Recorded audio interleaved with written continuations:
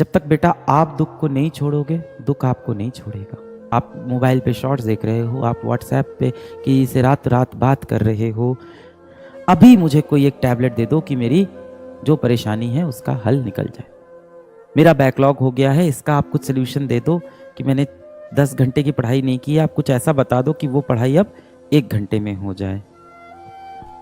जो कि आप देखो कि फिजिक्स के नियम के खिलाफ बातें आप कर रहे हो कि वो 12 घंटे की पढ़ाई नहीं की, कुछ ऐसा दे दो 1 घंटे में हो जाए। अभी मुझे कोई एक टैबलेट दे दो कि मेरी जो परेशानी है उसका हल निकल जाए। हो सकता हो आज मैं ये चीज़ कर भी दूँ, और भविष्य में आपको और बड़ी बीमारी लगेगी, आपको किसी चीज़ की लत लग जाएगी, आप परेशान हो जाओगे, जीवन में गुमराह हो जाओगे। जिस तरह से डॉक्टर के पास जब 4th स्टेज कैंसर का मरीज आता है तो डॉक्टर भी परेशान हो जाता है ना। तो वो स्टेज अपनी मत आने दो। डॉक्टर क्या बोलता है? अपनी इम्यूनिटी को बढ़ाओ, अपने शरीर की शक्ति को बढ़ाओ। आपको अपने शरीर की शक्ति बढ़ानी है, अपनी क्षमता बढ़ानी है, अपनी जड़ें सही करनी है। ये जितनी भी दिक्कतें आपके आसपास, आपके अगल बगल है, इनको यदि आप 1-2 दिन के लिए हल कर दोगे तो ये 2 दिन बाद वापस आपके जीवन में आ जाएंगी। आपको इन दिक्कतों को जड़ से सुलझाना होगा। अब सवाल उठता है, जड़ से कैसे सुलझेगी? पहली बात तो दिक्कत ही क्या है? ठीक तो चल रहा है जीवन। हाँ, बस रात में नींद नहीं आती है 2-3 बजे तक, सुबह उठा नहीं जाता है 10 बजे से पहले, खाना खाने का मन नहीं करता है, फास्ट फूड बहुत खाते हैं जिससे हमेशा पेट में दिक्कत होती है, तबीयत खराब रहती है, पढ़ाई करने का मन नहीं करता, पर अंदर से खुद के अंदर बहुत खुद को गिल्टी फील होता है कि चलो बैठ के पढ़ लेते हैं। पढ़ने बैठो तो बिल्कुल रुचि ही नहीं आ रही है पढ़ाई में, लगता है कि एक बार मोबाइल में देख लें कहीं व्हाट्सएप पे दोस्त का मैसेज ना आया हो।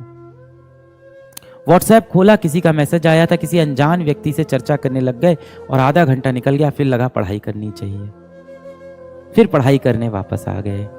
करते करते रात हो गई और रात में देखा तो शायद मुश्किल से 1-2 पन्ना पढ़ाई की होगी और पूरा दिन मोबाइल फोन पे टीवी देखते हुए, कोई वेब सीरीज देखते हुए, कोई ना कोई शो देखते हुए हमने खराब कर दिया।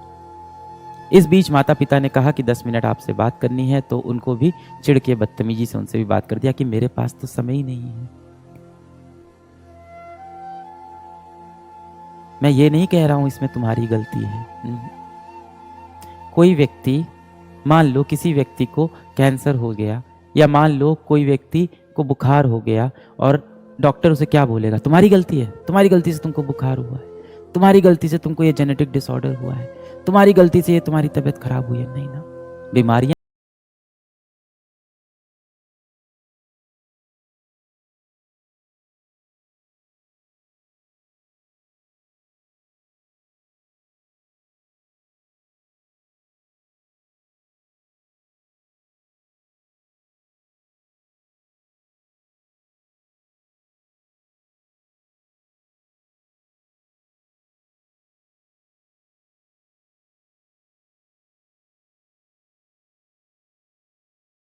इंस्टाग्राम इसलिए आप अपनी फोटो डाल सको, यूट्यूब इसलिए है कि आप शिक्षा प्राप्त कर सको पूरी दुनिया की, पर असल में इसका क्या इस्तेमाल हो रहा है आपको भी पता है। तो कलयुग के अंदर ना बहुत सारी इस तरह की बीमारियां टहल रही हैं, और जो आप कहते हो ना कि आपको मोबाइल फोन की लत लग गई है, या आपका पढ़ने में रुचि नहीं है, आपको किसी और चीज में मजा आने लग गया है, इसमें बेटा आपकी गलती नहीं है। मुझे लगता है आपकी जनरेशन को इस चीज का एक श्राप मिला है। पर्यावरण पूरी तरह से दूषित हो चुका है, ये एक बीमारी है और इसे हमें समझना होगा। आपके अगल बगल बहुत सारे नए युग के शैतान हैं, ये नए युग के रावण हैं जो हमारे अगल बगल टहल रहे हैं, हमें अपने चपेटे में लेने की कोशिश कर रहे हैं, हमें अपने लक्ष्य से भटका रहे हैं।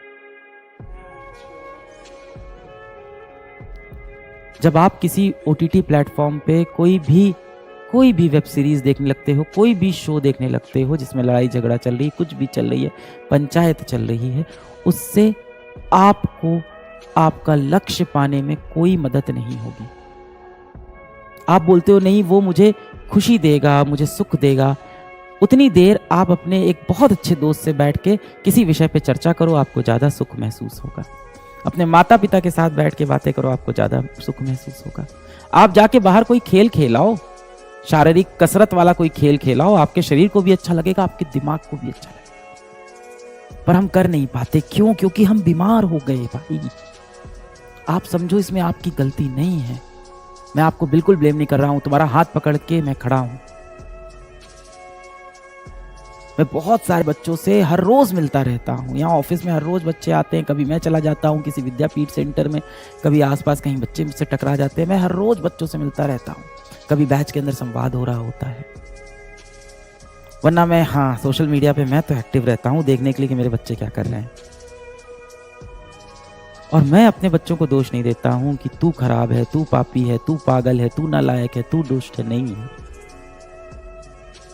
मुझे पता है मेरा हर एक बच्चा दिल से आज भी चाहता है कि वो जीवन में सफल हो, समाज का कल्याण करे, अपने माँ बाप के लिए कुछ अच्छा कर जाए। हर बच्चा ये चाहता है। मेरा कोई बच्चा अपने जीवन में रावण नहीं बनना चाहता, बिल्कुल नहीं बनना चाहता होगा।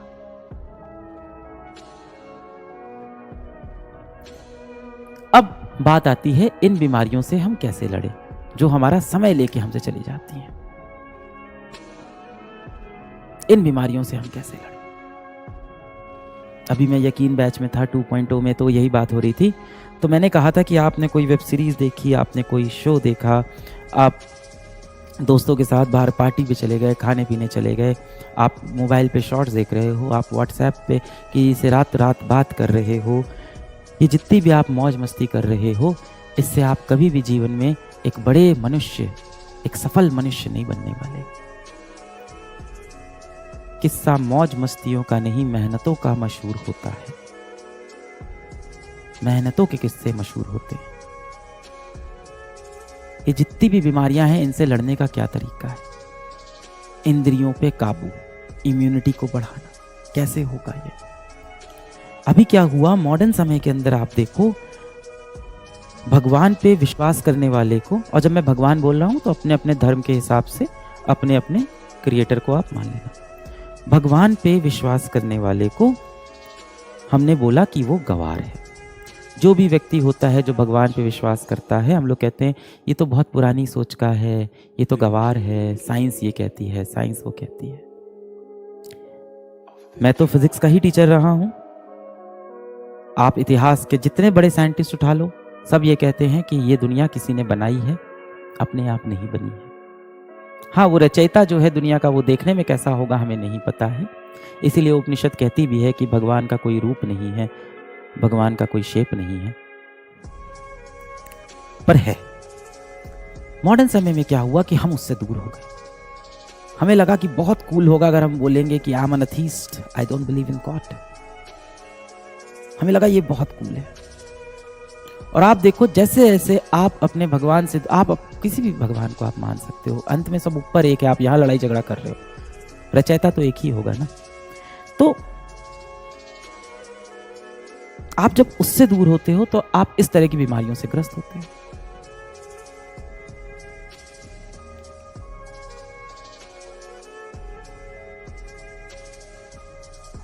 समझ रहे हो? आपको अपने माता पिता, अपने भगवान, इन सब के साथ समय बिताना होगा इस दूषित दुनिया से, इस कलयुग के शैतान से बचने के लिए। ये संवाद खत्म होगा। आप जिस भी भगवान को मानते हो उसके सामने जाके हाथ जोड़ना है, या जिस भी तरह से आप प्रेयर करते हो उस तरह से प्रेयर करना, शक्ति मांगना अपने अंदर। वही आपका असली साथी है, उसने ही आपको बनाया है, और आपके माता पिता। इनसे शक्ति लेना, इनसे बात करना, जीवन में सुधरते हैं, कुछ बहुत बढ़िया जीवन में करेंगे, वापस शक्ति लेंगे। और आपको अपने कल को अब भूलना पड़ेगा। जब तक बेटा आप दुख को नहीं छोड़ोगे, दुख आपको नहीं छोड़ेगा। अतीत के बोझ को लेकर आप कभी भी भविष्य में मत जाओ। आपके कल में जो हुआ वो अब खत्म हो चुका है। सामने आपका भविष्य है जिसको आप सुधार सकते हैं। और यदि भविष्य सुधर गया तो आपके कल में आप कितने असफल थे, इस बात से किसी को कोई फर्क नहीं पड़ेगा।